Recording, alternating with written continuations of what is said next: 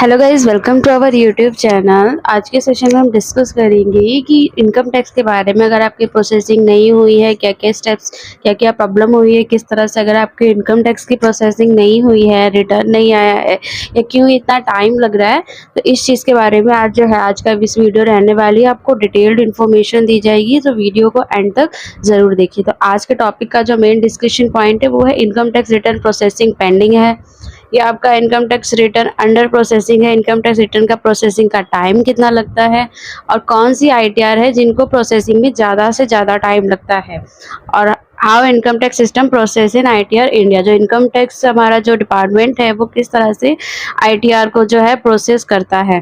तो ये तो सभी को पता है कि जो बैंगलोर में जो सेटअप है वहाँ पे जो है सारी जो इनकम टैक्स की रिटर्न्स है, जो भी फाइलिंग्स होती है वहाँ पे उनको प्रोसेस किया जाता है और फाइनल स्टेज तक लेके जाया जाता है। तो मेन है, अगर आप हमसे डिस्कशन करना चाहते हैं, कोई भी प्रॉब्लम है, क्वेरी शेयर करना चाहते हैं, तो आप कंसल्टेंसी बुक कर सकते हैं, लिंक डिस्क्रिप्शन बॉक्स में, या फिर डायरेक्ट भी आप हमसे कांटेक्ट कर सकते हैं। कांटेक्ट नंबर आपको ऊपर वीडियो में ऊपर शो कर रहा है।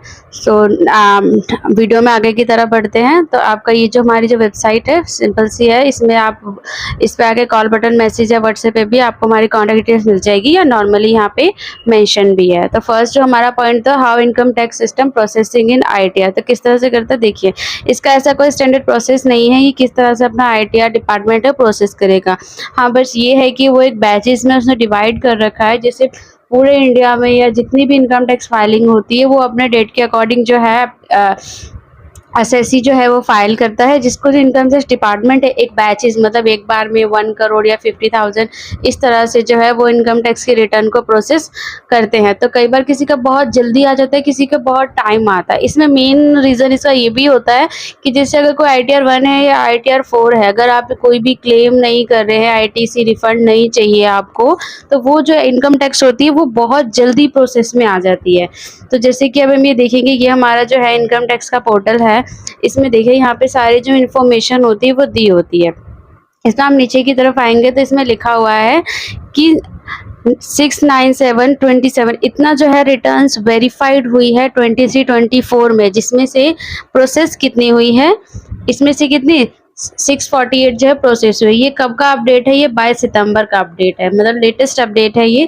तो देखिए इनमें जो डिफरेंस आ रहा है वो मे भी इसलिए आ रहा है कि उसमें से कुछ रिटर्न्स को वेरीफाई नहीं किया गया होगा, ये भी रीज़न हो सकता है। उसको प्रॉपर्ली जो है फाइल नहीं किया होगा, या उसमें कोई प्रॉब्लम आ गई जिस वजह से उसमें टाइम लग रहा है। और टोटल हमारे पास कितने इंडिविजुअल्स रजिस्टर्ड है, इतने सारे इंडिविजुअल्स रजिस्टर्ड है, 11 करोड़ इंडिविजुअल रजिस्टर्स है, जिसमें से जो है 6 करोड़ अप्रॉक्स 7 करोड़ के अकॉर्ड रिटर्न वेरीफाई की गई है, और 6.5 करोड़ के आसपास जो है रिटर्न डिपार्टमेंट ने प्रोसेस कर दी है। तो इतने सारे रजिस्टर्ड है, जो डेटा आप देखेंगे तो इसमें काफ़ी मिसमैच है। वो इसलिए क्योंकि कई सारे रिटर्न्स होते हैं, उसमें काफ़ी कॉम्प्लिकेशंस होते हैं, तो उसको प्रोसेस करने में डिपार्टमेंट को टाइम लगता है।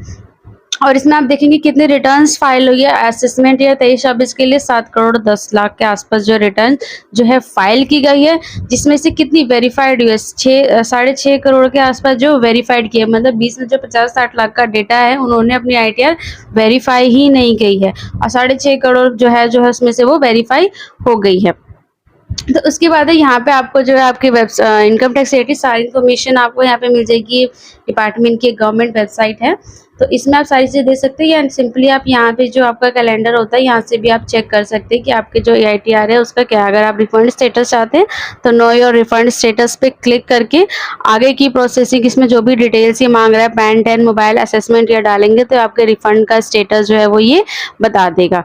तो हम आते हैं आगे नेक्स्ट टॉपिक की तरफ कि कोई ऐसा स्टैंडर्ड प्रोसेस नहीं है, वो अपने अकॉर्डिंग बैच के अकॉर्डिंग जो प्रोसेस कर देते हैं। जितना सिंपल आपका आईटीआर होगा उतनी ही जल्दी वो प्रोसेस कर दिया जाएगा। जैसे कि एक मैं आपको एग्जांपल दिखाती हूँ। ये जो आईटीआर है ये कब फाइल की गई थी, ये 25 जुलाई को फाइल की गई थी, एंड उसके बाद जब इसकी ई वेरीफाई भी सेम डे कर दी गई, जुलाई के बाद करीब आफ्टर 10 डेज बाद ये प्रोसेसिंग में आई है। तो सेम 10 डेज बाद इन्होंने प्रोसेस कर दिया है, और रिफंड भी इनका आ गया है 2-3, उसके बाद 3-4 दिन के अंदर रिफंड आ गया। मीन्स क्या है, 15 डेज के अंडर में जो है इस केस में जो रिफंड को इशू कर दिया गया। जैसे कि आप देख रहे हैं 25 जुलाई को आईटीआर फाइल की कहीं सेम डे ही ई-वेरीफाई करके अंडर प्रोसेसिंग, डिपार्टमेंट ने इसको 10 दिन के अंदर अंडर प्रोसेसिंग ले लिया और अंडर प्रोसेसिंग के 3 डेज बाद ही जो है रिफंड को इशू कर दिया गया है। तो ये चीज़ें जो आप अगर अच्छे से आईटीआर आप फिल करते हो उसमें कोई प्रॉब्लम नहीं होती, तो आपका जो रिफंड है वो टाइमली आ जाता है। नेक्स्ट है, उसके बाद है आईटीआर प्रोसेसिंग का एवरेज टाइम कितना है। तो जैसा कि आपको पता है, जैसे अभी मैंने आपको इसमें दिखाया है, टोटल 15 टू 20 डेज में पूरा प्रोसेस करके रिफंड भी इशू कर दिया गया है। तो सेम वही है, 5 टू 10 डेज एक एवरेज टाइम आप मान के चलेंगे कि आईटीआर 1 और 4 में लगेगा। नेक्स्ट है, when there is a demand or refund it takes time to ITR 1 and 4। अगर जैसे आपका रिफंड आना है तो रिफंड आने में कई बार वो 5-10 दिन से ऊपर का टाइम भी वो ले सकते हैं। जैसे नॉर्मली एवरेज टाइम में अगर आपने सिंपल ITR है, कोई रिफंड नहीं है, तो आपका 5 टू 10 डेज में हो जाएगा। बट अगर रिफंड है तो थोड़ा सा ज़्यादा टाइम लग सकता है। जैसे कि इस केस में टोटल 15 डेज में जो है रिफंड आ गया था। नेक्स्ट है ITR 2 और ITR 3, जो काफ़ी लॉन्ग होते हैं, इसका काफ़ी हैवी फॉर्म आता है, अराउंड 70-80 पेजेस के अराउंड का जो है इसका फॉर्म होता है। तो इसको 30 से 45 डेज लगते हैं प्रोसेसिंग होने में। तो जनरली ये प्रोसेसिंग किया जाता है इसको सितंबर टू अक्टूबर के मंथ में, क्योंकि जो ITR 2 एंड ITR 3 होती है मोस्टली डायरेक्टर्स वगैरह की होती है, तो उस चीज़ में टाइम लगता है। नेक्स्ट है when ITR processing takes time. कई बार जो ITR प्रोसेसिंग है वो किसी और रीजन से भी जो है टाइम लेती है। जैसे रिवाइज ITR टेक्स टाइम, जो जैसे आपने ITR फाइल कर दिया एंड उसको आपको लगा कि आपने कुछ गलती कर दी तो आपने उसको रिवाइज कर दिया, तो रिवाइज का क्या है, उसमें आपको जो टाइम लगेगा। अब इसमें जो क्या प्रॉब्लम होती है, जैसे कि ये है, देखिए इस तरह से अगर आपका आईटीआर में कोई प्रॉब्लम आती है, जैसे it seen claim to refund, मतलब आपने जो रिफंड लिया है, जो भी आपने रिफंड लेने के लिए जो भी अपने सेविंग्स या कुछ भी इन्वेस्टमेंट दिखाई है, अगर उसमें डिपार्टमेंट को कोई भी प्रॉब्लम लगता है तो इस तरह के आपको नोटिस देता है और आपको एक चांस देता है कि आप जो है अपनी चीज़ों को ठीक करें। जैसे इसमें लिखा हुआ है, it seen that you have claimed higher deduction under chapter 6A in your return income compared to the amount reported by employer in form 60। verify your claim and return the income to maintain consistency and information reported by employer in TDS return। अगर जैसे कि आपने higher deduction कर लिया है जो chapter के according, जो भी रूल्स है रेगुलेशन के अकॉर्डिंग, तो डिपार्टमेंट आपको नोटिफाई करता है कि आप उसका एक बार हमें रिमाइंड रिप्लाई दो। तो इस तरह से या किसी और भी रीजन से अगर आप अपनी आईटीआर को रिवाइज कर देते हैं तो उसमें जो है टाइम लगता है। नेक्स्ट है defective ITR takes time.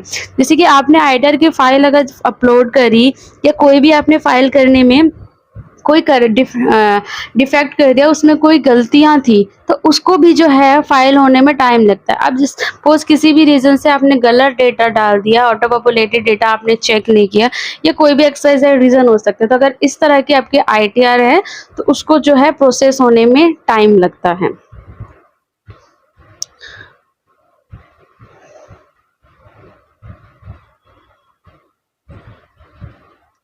Next है सॉल्यूशंस। अब इसके सॉल्यूशंस क्या है? सॉल्यूशंस इसके सिंपल है कि आप सीधा इनकम टैक्स पोर्टल पे आके आपको यहाँ पे ग्रीवियंस का ऑप्शन मिल जाएगा। इसमें आके आपके यहाँ ग्रीवियंस में जाके आप सबमिट ग्रीवियंस कर सकते हैं।